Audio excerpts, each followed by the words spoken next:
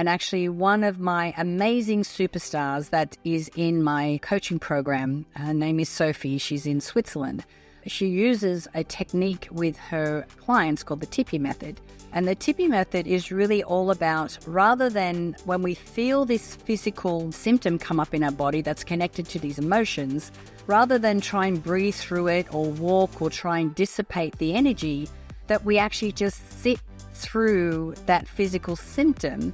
And it will take no more than 90 seconds or maybe 2 minutes for that physical symptom to pass.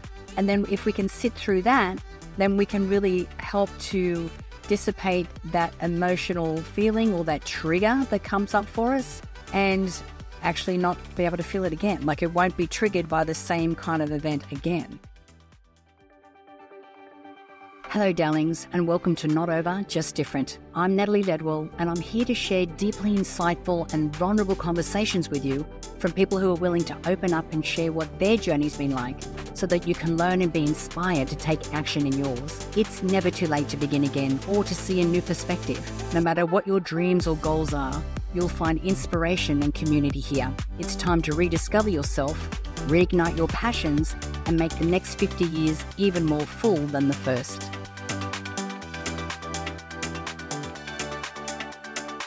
Well, hello everyone, and welcome to the podcast for this week. This week, I want to share some personal insights I've been experiencing in the hope that you may also identify with some of what I'm about to share and maybe make some shifts in your own life.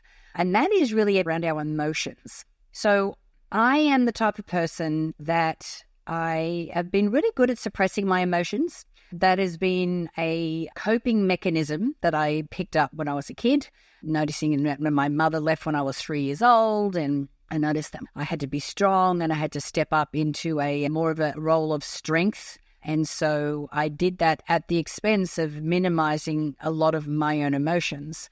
I even remember when I was married to Glenn, I think he saw me cry maybe twice in 20 years. So, of course, I've realized that is not healthy.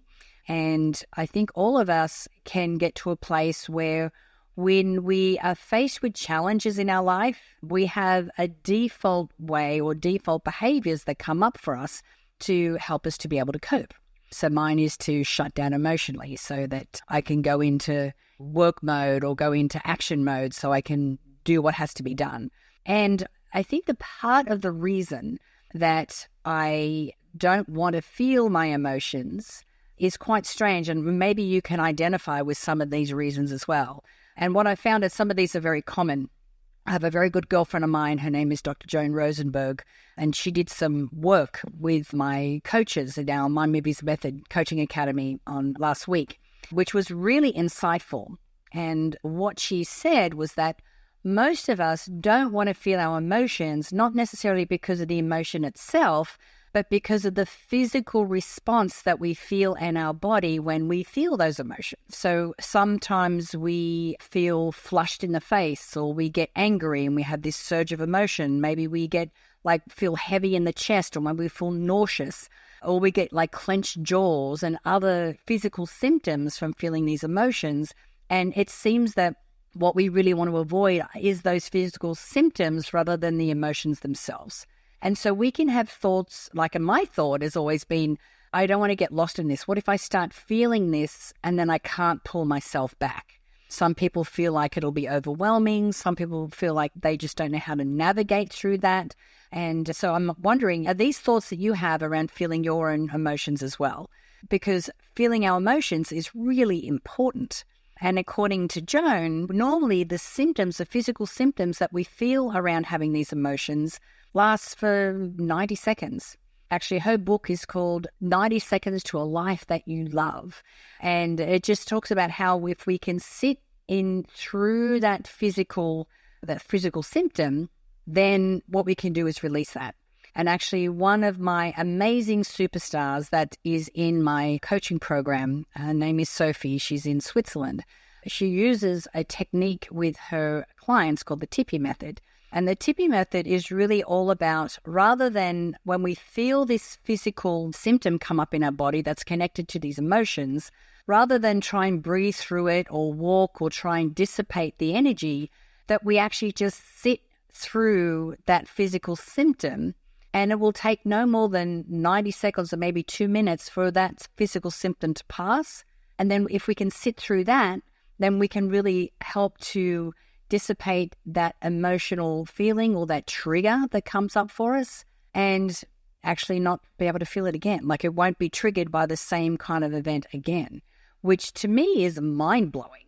And this actually comes back to the work of a French psychologist whose thesis is that these emotional reactions we actually take on while we're still in the womb and through birth, so that they are part of our physical makeup. Now, I've also been doing, because I know that when it comes to my emotions, it is important for me to feel them. So it's not lost on me that I am actually working with a colleague of mine, Mind Movies, and her company Talk Apps that have teamed up together to create this incredible app called FeelWise.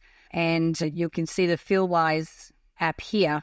You can get it in the App Store. But what we do with this app is that we use AI technology to help humans to become better humans. So what you do is you'll check in every day.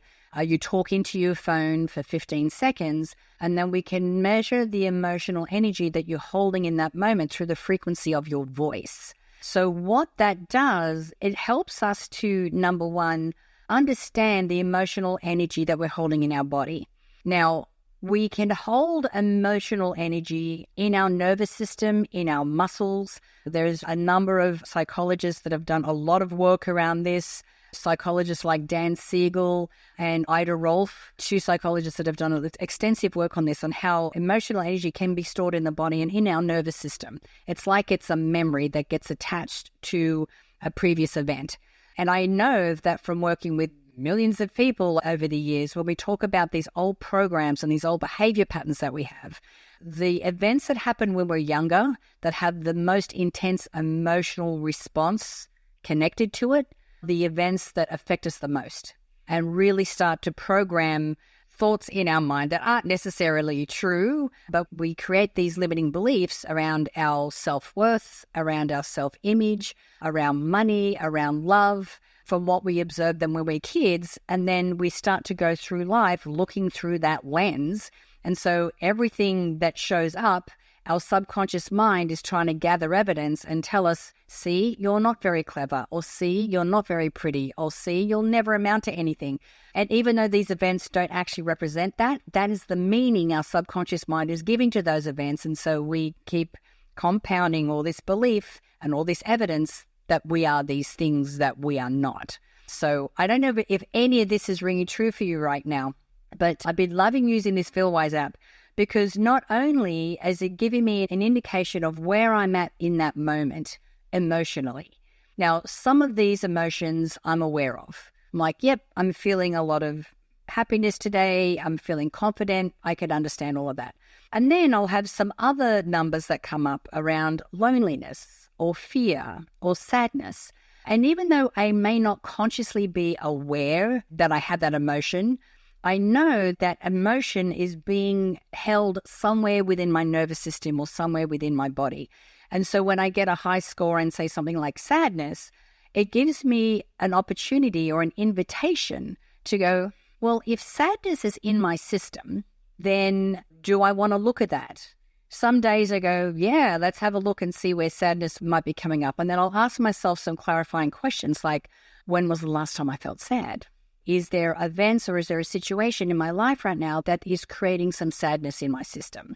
And then when I can identify what that is and go, okay, well, I can either choose to sit in that, to be able to feel that emotion, let sit in the physical symptoms of that sadness because I'm focusing on a particular event or a particular thing that's bringing up that emotion for me. So now I am consciously aware of it, move through those physical symptoms of it and have that release from my system. And there are some days where you go, I haven't got time to look at that today, but I will look at that another time. So what I'm trying to explain here is that we don't just feel one emotion at a time. We are these multifaceted souls of human beings that can hold different emotional energy simultaneously at the same time. So by being able to be aware of what these emotions are, being able to put a name to what that is, to be able to identify some different things that are coming up in my life that could be creating that emotion, and then having the invitation or the ability to be able to sit and release it has really given me a sense of freedom that I haven't felt before. Now, I know that in past solo episodes, I've talked about trying to look after myself, being aware that I'm the type of personality trait on the Enneagram, I'm a 7, so I'm going to be all about pleasure to avoid pain. Knowing that about myself, when I get to the afternoons, and let's say that I have a craving to have a glass of wine, I can sit in that, I could do a check-in on my FeelWise app, see where I am at emotionally, understand that what events could be bringing up that emotion that makes me feel like having a glass of wine, sit in it, process it, go through the physical symptoms of it, and then release the craving. So it's been really helpful in that situation, and helping me to understand and navigate through grief and loss and a whole bunch of other things. So if you haven't tried out the FeelWise app yet, I encourage you to go to the App Store for both Android and Apple, download the app, and really check in to see how you are emotionally. Because when we can navigate and have regulation over our emotions, it means that we can make great choices, great decisions. We're not in reaction. It improves our relationships. It improves our life. And I tell you, I have felt a freedom like I haven't felt before. So it's been really a fantastic little journey that I've been on. So I encourage you to do the same. So thank you for listening to my little chat today, and I look forward to chatting to you all again soon. Have a great day.